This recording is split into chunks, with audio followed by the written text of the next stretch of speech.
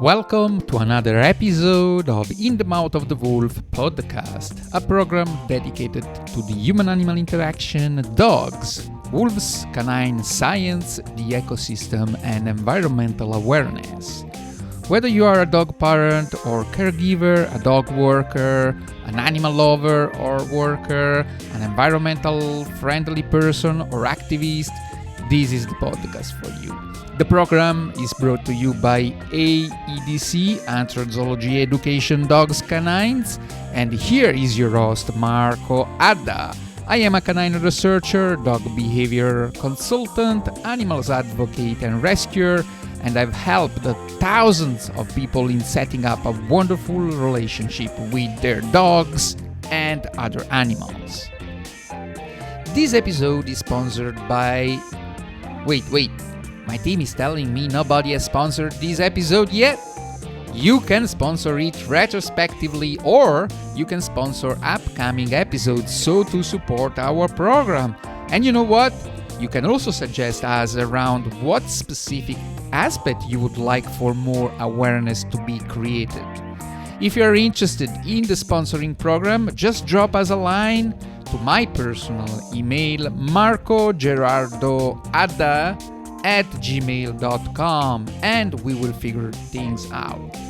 Now, let's listen our intro and enjoy the episode.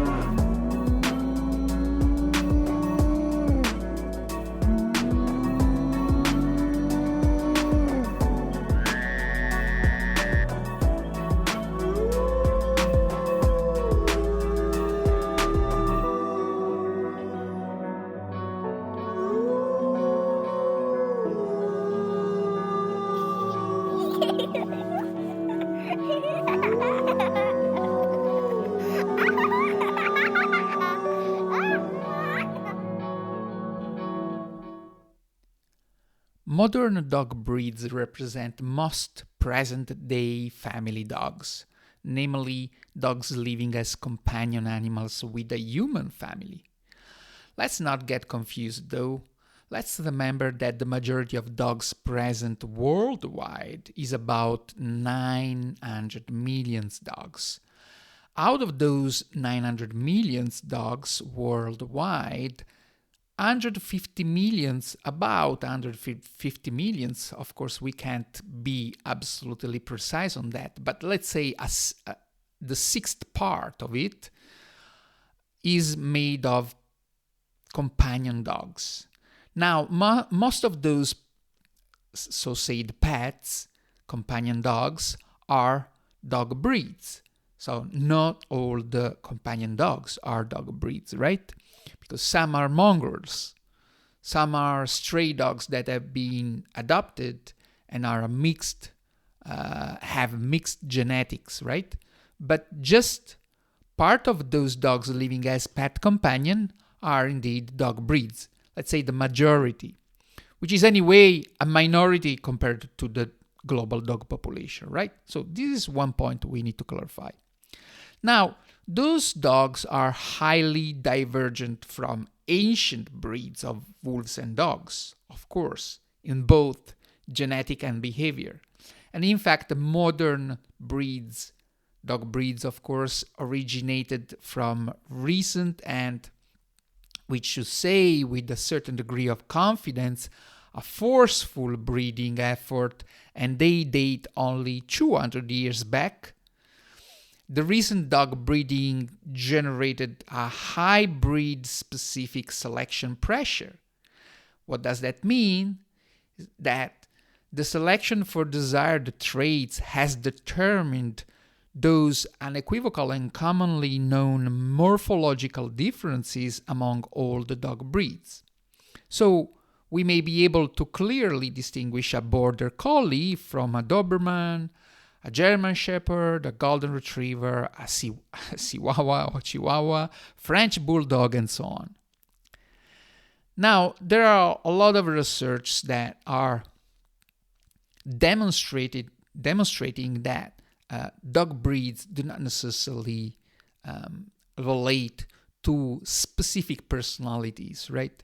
But one recent study, Morrill and colleagues here means a lot of people, a lot of researchers, 24 researchers. The study is named Ancestry Inclusive Dog Genomics Challenges Popular Breed Stereotypes. And the study clarifies, it just came out recently, a few weeks ago. The study clarifies how, and I quote, dog breeds is generally a poor predictor of individual behavior and should not be used to inform a decision relating to selecting a pet dog. This study has been highlighted also by Mark Bekoff in one of his Psychology Today posts titled, "It's best not to judge dogs by their covers." If it's true that this selective pressure on aesthetic, meaning preference for coat color, the tail length, the body size, the muscle size, and other physical characteristics, and the specific behavior of dog breeds, so the pressure on some specific behaviors, which should say, for example, the targeting of specialized functions such as herding, guarding, hunting, or companionship, those pressures, those selections caused important differences between dog breeds. That's true. But we should be aware of two fundamental facts also. That one, those important selection has tremendously impacted the health of Canis familiaris, dogs, right? In fact, restricting the breeding to some behavioral and physical traits has caused a dramatic drop in genetic diversity, the genetic heritage that dogs carry. And that lack of genetic diversity is at the core of many medical conditions that modern dog breeds had to go through during the last 2 centuries. So we can make some simple example. We know, for example, that German Shepherds suffer from hip dysplasia. And so when they get to 5, 6, 7 years, they start to have severe problems with the back legs. And we may make many other examples, like the tremendous consequences on health of French bulldogs because of their short muzzle. So they cannot breathe properly, they cannot swallow properly, and so on. So the second point we need to be aware of is that we may tend to strongly associate the breed of a dog to the personality of a dog. Like, for example, I've spoken recently with a client that had problems with their dogs in the family, an Australian Shepherd that they adopted because they did some previous research because they wanted to adopt a dog suitable for their kid, right? And so they made many research and they were searching for a dog breed that potentially was good for spending time with their kid, which the kid also had some cognitive problems. And it ended up to be the worst choice they made, not because of the breed they picked up, but because the individual characteristics of that specific dog. So bottom line, dogs and breed, the behavior and the specific personalities of dogs do not relate, do not associate, at least not necessarily, with the breeds the breeds those dogs have and carry and they have been selected for, right? And also we should consider that human behavior may importantly affect the lifestyle of companion dogs and may also result in behavioral issues and may also affect the personality traits of dogs. We have seen these with the Corriere, Adda, Miclosi, and Cubini study on free-ranging dogs' personality, free-ranging and companion dogs' personality. We have been speaking about that also in previous episodes of our podcast. So let's sum up now on this. Dogs are remarkable animals, and every individual dog should be valued for her or his moral characteristics, cognitive and emotional skills, and not for her or his aspect or the breed they belong to. So if you are considering adopting a dog, don't just check around the internet, don't just ask to family and friends, but maybe consult with a professional that potentially may also support you in choosing the right dog based on the specific personality of that dog.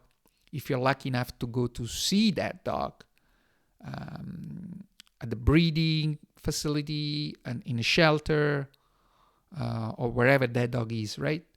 So choose a dog for the specific traits that dog has, individual traits, behavioral traits, and inclinations, and not necessarily, actually not at all, for the breed, especially if you're willing to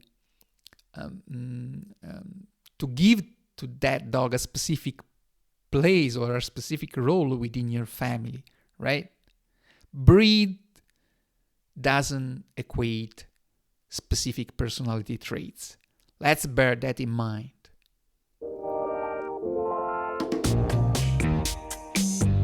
Here is your host Marco Adda, and this is In the Mouth of the Wolf podcast. Please support this program by reviewing the podcast and subscribing to it, whatever platform you're using to listen. If you have the chance, let me know what you think of this episode, leaving a comment or writing to us directly to my personal email, marcogerardoadda@gmail.com. We are also happy to receive comments and suggestions for future episodes, and if you wish to sponsor one or more episodes, also get in touch and we will discuss that with great pleasure. We want for this podcast to also be a voice of the community, for sure. Remember, metaphorically speaking, the mouth of the wolf is the safest place you may happen to be. Stay tuned, be foolish and alive. Stay wolfy.